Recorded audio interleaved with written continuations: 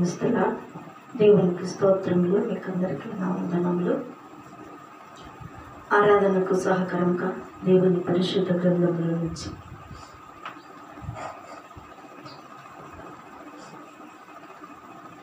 కొన్ని మాటలు మనం ధ్యానించుకుందాం. పరమగీతంలో 5వ అధ్యాయము 1వ వాక్యం మనం చదువుకున్నాం. దేవుడు ధవలవర్ణుడు. ధవలము అనగా తెలుపు. తెలుపు శుద్ధి పరిశుద్ధతను చూపిస్తుంది. దేవుడు ధవలవర్ణుడు అనగా ఆయన పరిశుద్ధుడు. దేవుడు ధవలవర్ణుడు. యెషయా గ్రంథం 6వ అధ్యాయం 3వ వాక్యం మనం చదువుకున్నాం. భూత వర్తమాన భవిష్యత్ కాలంలో ఆయన పరిశుద్ధుడు. ఎప్పుడు నిన్న నేడు రేపు నిరంతరము కూడా ఆయన జరిగిపోయినటువంటి కాలంలో కానీ, జరుగుతున్నటువంటి కాలంలో కానీ, జరగబోయేటటువంటి కాలంలో కానీ ఆయన ఎలాంటి వాడు అంటే పరిశుద్ధుడు. ప్రకటన గ్రంథం 1వ అధ్యాయం 14వ వాక్యం మనం చదువుకుంటే, ప్రభు అయిన యేసుక్రీస్తు తల అనగా ఆయన తలంపులో పరిశుద్ధుడు. ఎలాంటి వాడు? ఆయన ఆలోచనలలోనే పరిశుద్ధుడు. ప్రభు అయినటువంటి యేసుక్రీస్తు వారి వస్త్రం అనగా ఆయన ప్రవర్తనలో కూడా పరిశుద్ధుడు. ఎలాగుండాలి? ప్రవర్తనలో, మన నడవడికలో, మన ఆలోచనలలో పరిశుద్ధుడుగా ఉన్నటువంటి దేవుడు. మనం ఎలాగున్నాం? ధవలముగా కలిగి ఉన్నామా, లేదంటే నల్లని వారిగా మనం ఉన్నామా? నల్లని వారి అంటే రంగు కాదు, నలుపు రంగు నల్లగానే ఉంటుంది, కానీ మనసు ఎలా ఉంటుంది? పరిశుద్ధతకు. చూడండి, దేవుడు ఎలాగైపోయాడంటే ఆయన ఎలాంటి వాడు అంటే ఆయన తలంపులోనే పరిశుద్ధుడు. ప్రభు అయినటువంటి యేసుక్రీస్తు వారి సింహాసనము ధవలము అనగా ఆయన తీర్పులు కూడా పరిశుద్ధము. దేవుని యొక్క తీర్పు కూడా పరిశుద్ధత కలిగి ఉన్నది. మరి దేవుడు ధవలముగా ఉన్నటువంటి దేవుడు. ధవలము అంటే తెల్లపు. మరి మానవుడు ఎలా ఉన్నాడు అంటే మానవుడు నల్లని వాడు అంటున్నాడు. ఎలాంటి వాడట? నల్లని వాడు. పరమగీతంలో 1వ అధ్యాయం 5వ వాక్యం మనం చదువుకుంటే, నలుపు అపవిత్రతతో పాపమును చూపిస్తుంది. నలుపు ఎలాంటిది చూపిస్తుందంట? పాపంతో నిండి ఉన్నప్పుడే నలుపు. నేను నల్లగా లేను, నేను తెల్లగా ఉన్నాను, నాకంటే మరి కలర్ ఎవరు కూడా లేరు అనుకుంటాం. కానీ ఎలా ఉంటుందంట? నలుపుగానే ఉంటామంట. మనం ఎలా ఉంటాం? నలుపే. మానవుడు నల్లని వాడుగా పుట్టినవాడు. నల్లని వాడిగా పుట్టినవాడు అంటే పాపముతోనే పుట్టినటువంటి వాడు. పాపంలో పుట్టినటువంటి వాడు నల్లని వాడు. మానవుడు ఎలాంటి వాడు అంటే పాపముతో పుట్టినటువంటి వాడు, నల్లని వాడు. మానవుడు తలంపులలో కూడా నల్లని వాడే. ఎలాంటి వాడట? మానవుడు ఆలోచనలో కూడా నల్లని వాడు అంటే పాపము కలిగినటువంటి వాడు అంటున్నాడు. చెడిపోయిన వాడు మానవుడు. ఎలాంటి వాడు? ఏమా నేను చెడిపోలేదు అలా మాట్లాడుతున్నారు అనుకోవచ్చు. మన జన్మమే పాపపు జన్మము. చెడిపోయినటువంటి వారుగా ఉన్నటువంటి, నల్లని వారుగా ఉన్నటువంటి మనలను చూడండి. మానవుని వస్త్రములన్నీ కూడా నల్లని అనగా ప్రవర్తనలో చెడిపోయినటువంటి వారు. ఎలాగంట? మన ప్రవర్తనలో చెడిపోయిన వారము. మానవుడు నల్లని చీకటిలో నివసించుచున్నటువంటి వాడు. ఇంత పెద్దగా ఇల్లు కట్టుకున్నా, ఇంత వెలుతురు వచ్చే ఆ ఎల్ఈడి బల్బులు వెళ్ళినాయి మా ఇంట్లో, ఎందుకు నల్లగా ఉంటుంది మా ఇంట్లో అనుకుంటున్నావేమో. అది తాత్కాలికమైనటువంటిది. అందులో విద్యుత్ లేకపోతే ఆ కనెక్షన్ తీసేస్తే ఏమవుతుంది? ఇల్లంతా చీకటి అవుతుంది. కానీ నీ ఇల్లు, నీ హృదయం ఇక్కడ. మన ఇల్లు కాదు, ఎన్నో కోట్లు పోసి కట్టించినది మనం ఇక్కడి వరకే ఉంటుంది, కానీ మన వెంపడి ఏది కూడా రానే రాదు. చూడండి పిల్లరా, మనం ఎలాంటి వారము అంటే నల్లని వారముగా, అంటే పాపముతో నిండినటువంటి వారముగా, మన ప్రవర్తనలో చెడిపోయినటువంటి వారముగా ఉన్నామని దేవుని వాక్యము సెలవిస్తుంది. పిల్లరా చూడండి, మానవుడు నల్లని చీకటిలోనే నివసిస్తున్నాడు, పాపములోనే నివసిస్తూ ఉన్నాడు. కటిక చీకటిలోనే వెళ్ళవలసిన వాడుగా ఉంటున్నాడు ఆ మానవుడు. ఇక ఎన్నాళ్ళు కటిక చీకటిలో, కటిక చీకటితోనే, పాపముతోనే చనిపోవాలని, ఆ చీకటిలోనే నివసించాలని ఆశపడుతూ ఉన్నాడు. కానీ ఆ చీకటి నుంచి వెలుగులోనికి రావాలని ఎందుకు మరి ఆలోచించట్లేదు? చూడండి, దేవుడు మనము నల్లగా ఉన్నాము కనుక మన నల్ల వారుగా ఉన్నటువంటి మనలను ధవలముగా చేయడానికి లోకానికి వచ్చాడు. ఎందుకు వచ్చాడు? ధవలం అంటే ఇందాక చెప్పాను మీకు, తెలుపు అని. క్రీస్తు ధవలవర్ణుడు, కానీ నల్లని వాడిగా మారిపోయాడు. మానవుడు ఎలాంటి వాడు? నల్లని వాడు. మరి క్రీస్తు ధవలవర్ణుడు అయినప్పటికీ కానీ మన కొరకు ఆయన నల్లని వాడుగా మారిపోయాడు. ఎందుకు? మనల్ని కన్నాడు, మనల్ని సృష్టించాడు, మనల్ని ఆయన ప్రేమ చేత ఆయన వలె మనం ఉండాలి అని ఆయన చేతులతో ఆయన నిర్మించి ఉన్నాడు. ఆయన ఆత్మను మనలోకి ఊదాడు. ఎంతగానో లోకమును ప్రేమించాడు కనుక నా పిల్లలు నల్లని వారుగా చీకటిలోనే నివసించకూడదు అని మన కొరకు తెలుపుగా ఉన్నటువంటి దేవుడు నల్లని వాడుగా మారిపోయాడు. అయితే నల్లని వాడైనటువంటి మానవుని తిరిగి తెల్లగా మార్చడానికి ధవలవర్ణుడు అయిన దేవుడు నల్లవాడుగా మారిపోయాను. ఎలాగ మారిపోయారు? నల్లని వాడుగా మారిపోయాడు. భూలోకంలో జీవించిన కాలము ప్రభు అయినటువంటి యేసుక్రీస్తు. చూడండి పిల్లరా, నీవు నేను చేసిన పాపంకై యేసుక్రీస్తు ప్రభువారు వికారముగా మారిపోయాడు. ఎవరి కోసం? మన కోసమే. ఎందుకు? మనము చేసినటువంటి తలంపులు, మనము కటిక చీకటిలో ఉన్నాం. ఆ కటిక చీకటిలో నుంచి వెలుగైనటువంటి ప్రాంతంలోనికి, వెలుగైనటువంటి ప్రదేశంలోనికి, వెలుగైనటువంటి మార్గంలోనికి నడిపించడానికి ధవలవర్ణుడుగా ఉన్నటువంటి దేవాతి దేవుడు నల్లని వాడుగా మారిపోయాడు. ఎందుకు అంటే కేవలము మన కోసమే. మనలో ఉన్నటువంటి దుష్ట ఆలోచనలను, దురాలోచనలను, చెడు తలంపులను, చెడ్డ ఆలోచనలను వాటన్నిటి నుంచి దూరపరచడానికి, మరణములకు దగ్గరవుతున్నటువంటి మనలను, మరణానికి సమీపిస్తులుగా ఉన్నటువంటి మనలను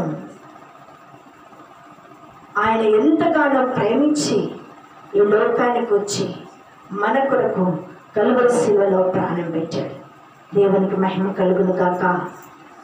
చూడండి ప్రియులారా,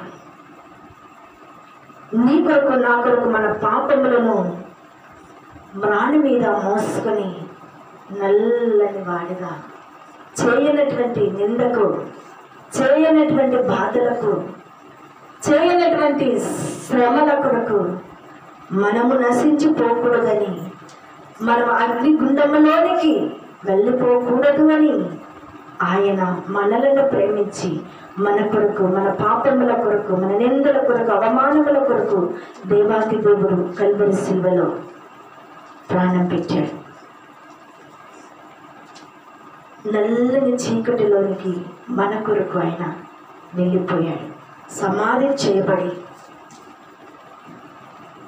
తిరిగి 3వ దినమున తిరిగి లేచినటువంటి గొప్ప దేవుడు. దేవునికి మహిమ కలుగును కాక. చూడండి పిల్లారా, ధవలవర్ణుడైనటువంటి దేవుడు నల్లని వాడుగా ఉన్నటువంటి మానవుని మార్చడానికి లోకమునకు వచ్చాడు. నల్లని వాడైన మానవుడు తెల్లని వాడిగా చేయబడి. చూడండి, ప్రభు అయినటువంటి యేసుక్రీస్తునందు విశ్వాసం ఉంచగా ఆయన కృప ద్వారా నల్లని వారమైనటువంటి మనలను తెల్లని వారుగా చేశాడు. ఎక్కడో చీకటిలో పడి చెడిపోయినటువంటి మనలను, ద్వేషించబడినటువంటి మనలను, తృణీకరించబడినటువంటి మనలను, అపహసిస్తున్నటువంటి మనలను, హేళన చేస్తున్నటువంటి మనలను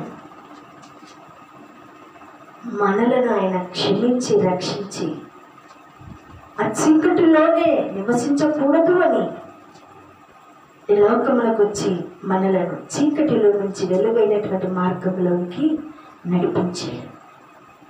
దేవునికి స్తోత్రం కలుగును కాక. యేసుక్రీస్తు వారి రక్తంలో కడగబడినటువంటి పరిశుద్ధపరచబడుతుంది. ఎప్పుడైతే నువ్వు ఆయన యందు విశ్వాసముతో ఆయనకు నువ్వు మొరపెట్టి నోటితో నువ్వు ఒప్పుకొని, దేవా నేను పాపిని, నన్ను క్షమించునైనా అని ఎప్పుడైతే నువ్వు తగ్గించుకొని ఆయన ఎదుట నువ్వు మోకాళ్ళని పశ్చాత్తాపముతో హృదయమందు విశ్వసిస్తావో అప్పుడు నీవు ధవలముగా చేయబడి ఉన్నావని దేవుని వాక్యం సెలవిస్తుంది. అనుదిన జీవితంలో మన నల్లని మరకలన్నీ కూడా దినదినము కడగబడి తెల్లని వారిగా దినదినము కడగబడి. అంటే కొంతమంది ఏమంటారంటే, నాకు ఇవన్నీ తీరిపోయిన తర్వాత ఇదిగో నా మనమన్లవి, నా మనమరాళ్ళవి, నా కొడుకుది పెళ్ళైపోయి వాళ్ళవన్నీ ఎంటికలు అయిపోయిన తర్వాత అప్పుడే వస్తా, అప్పుడు చూస్తాం. అది కాదు, నువ్వు అంతవరకు నువ్వు జీవిస్తావో ఉంటావో లేదో కూడా తెలియనటువంటి జీవితం ఇది. ఎలాగని ఇప్పుడు బాగా కనిపిస్తాం, కాసేపటికి ఏం జరుగుతుందో కూడా తెలియనటువంటి జీవితంలో మనం ఉన్నాం. అది గ్రహించలేకుండా ఇదిగో నేను పలానా పలానా పలానా చేసిన తర్వాత అప్పుడు నేను రావడానికి చూస్తాను అంటారు. చూడండి, అలా చూడటం కాదు. నువ్వు ఎప్పుడైతే ఇప్పుడు ఇలాగున్నావు, ఇప్పుడే నువ్వు రక్షించబడు, దినదినము కడగబడు. నాకు ఇవన్నీ తీసేస్తే ఖచ్చితంగా వస్తాను, లేకపోతే దేవుడు అందుకు అవసరం లేదా? నాకు ఈ సమస్య ఉంది, ఈ సమస్య అయిపోయేంత వరకు నేను రాను కాదు. నువ్వు ఎప్పుడైతే ఆయన యందు విశ్వాసం ఉంచుతావో ఆయన నీ యొక్క సమస్యను తీర్మానం చేస్తాడు అన్నటువంటి విశ్వాసము మనలో కలగాలి. నేను ఇది చేస్తేనే వస్తాను, అది చేస్తేనే వస్తానని కాదు. నువ్వు అది చేస్తేనే వస్తానంటున్నావు. నా కుమారుడు నేను నా చేతులతో నిర్మించుకున్నాను, స్వయముగా నేను నా ఆత్మ అదుపులో ఉంచాను, నేను పెంచి పెద్ద చేస్తేనే నాకు తిరగబడి అని. ఈ లోకంలో మన కుమారులు మనల్ని వదిలివేసినప్పుడు, మనకి ఏ ఆహారం పెట్టకుండా వారి జీవితాన్ని వారు జీవించుతున్నప్పుడు నీవు ఎలా బాధపడతావు? మరి నిన్ను సృష్టించినటువంటి నీ తండ్రి అంతకంటే రెట్టింపుగా బాధపడుతూ ఉన్నాడు. నా కుమారుడు నల్లగా ఉన్నాడు, నల్లని జీవితాన్ని జీవిస్తూ ఉన్నాడు అని ఎంత బాధపడుతూ ఉన్నాడు చూడండి. అందుకే దేవుని వాక్యము మనతో దినదినము ఆయన వాక్యము చేత కడగబడుతూ ఉన్నప్పుడు నల్లని వారుగా ఉన్నటువంటి మన మరకలన్నిటివి కూడా తీసివేయబడతాయి. దేవునికి మహిమ కలుగును కాక. చూడండి, యేసుక్రీస్తు వారు ప్రత్యక్షంగా కాక నలుపు సంపూర్ణంగా తీసివేయబడి ఆయన లాగానే మనం ఉందుము అని దేవుని వాక్యము సెలవిస్తుంది. 1 యోహాను పత్రిక 3వ అధ్యాయం 2వ వాక్యంలో మీరు కూడా నా దగ్గరే ఉంటారు, ఇదిగో నేను మీకోసము స్థలము సిద్ధపరిచి మరలా వస్తాను. ఎందుకు అంటే నేనైతే ఎక్కడ ఉంటానో మీరు కూడా నా దగ్గరే ఉండాలి అని నేను స్థలాన్ని సిద్ధపరిచి వస్తానని చెప్పి వెళ్ళాడు. ఆయన వెళ్ళిపోయిన తర్వాత మన మధ్యలో ఆయన లేడయ్యమనా ఉన్నాడు. పరిశుద్ధాత్మ మన మధ్యలో సంచరిస్తూ ఉంది. దేవునికి మహిమ కలుగును గాక. ఇదిగో నా వెనుక ఎవరు లేరు, నేను అవిధేయతగా ఉన్నానా? ఈరోజు నేను వెళ్ళకున్న అవసరం లేదు. దేవునికి నువ్వు దూరంగా కావడానికి అపవాది నిన్ను వెనక్కు లాగుతుంది. దేవునికి నువ్వు దగ్గర అవుతుంటే అపవాది నేను వెనక్కు లాగుతుంది. దేవునికి మహిమ కలుగును గాక. దేవాతి దేవుడు ఈ దినాన్ని మనకిచ్చాడు అంటే ఎంతో గొప్ప ధన్యులం ప్రియులారా. ఈ దినములో ఆయన పరిశుద్ధ పునరుత్థాన దినములో ఆయన పరిశుద్ధ సన్నిధి ఆవరణ గుమ్మములలో ఆయన బలిపీఠం మీదట మనకు నివాసం అనుగ్రహించి ఉన్నాడంటే కేవలం ఆయన కృప, ఆయన దయా సంకల్పమని. దేవునికి స్తోత్రం కలుగును గాక. ఈ దినాన్ని మనకిచ్చినటువంటి దేవుణ్ణి గడిచిన దినాలన్నిటిలో నుండి మనలను క్షమించి కనికరించి పోషించి ఈ నూతన పునరుత్థాన దినంలో ఆయన మందిర ఆవరణ గుమ్మములను చూడటానికి మనకిచ్చినటువంటి గొప్ప కృపను బట్టి ఆయన స్తుతిద్దామా, ఆయన ఆరాధిద్దామా? అందరం లేచి నిలబడదాం.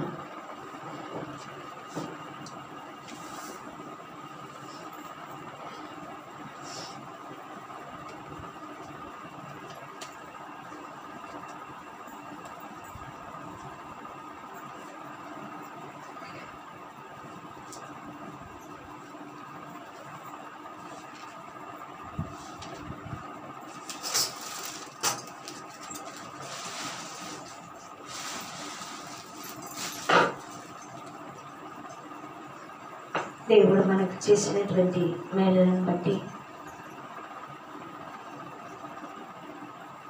ఆయన సన్నిధిని బట్టి దేవాతి దేవుడు మనకిచ్చినటువంటి స్వరము చేత ఈరోజు ఆయన సన్నిధిలో నిలబడి ఉన్నాము అంటే ఆయన మనకిచ్చినటువంటి ఆశ్రయమును బట్టి ఆయన ఆరాధిద్దాం ప్రియులారా. కృపా సత్య సంపూర్ణుడా